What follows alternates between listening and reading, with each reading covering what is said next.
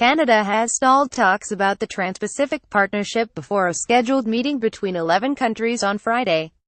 Australia's Trade Minister Steve Ciobo revealed to reporters on Friday afternoon the Canadian Prime Minister raised concerns over the TPP.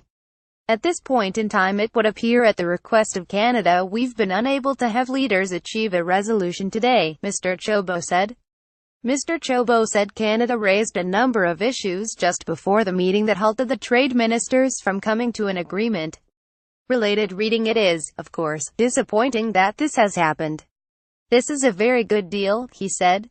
Australian officials have told SBS World News trade negotiators just had 6 years' work go down the drain. The leaders in the room were seemingly bewildered and disappointed at Canada's no-show. It is understood negotiators will try again, but not at this APEC.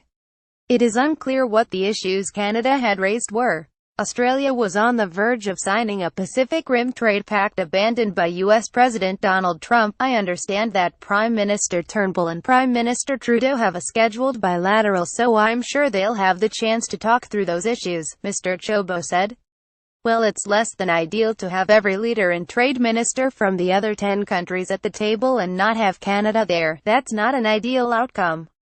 Mr. Ciobo said an agreement had been reached between all 11 trade ministers on Thursday night.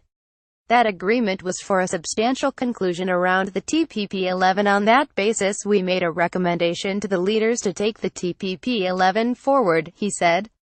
Unfortunately, in between that meeting and the meeting of leaders today, Prime Minister Trudeau raised a number of issues which meant that we were unable to the leaders meeting forward today.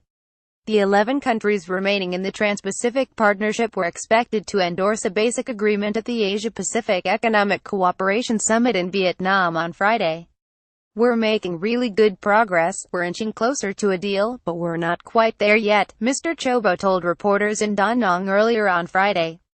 Canada, whose economy is second largest among the 11 countries behind Japan, had already indicated they would not be rushed on the agreement. Mr. Turnbull is among those pushing for an 11-nation Trans-Pacific Partnership to be sealed at APEC. Japan has lobbied hard to proceed with the pact, which could help contain China's growing regional dominance, with AAP.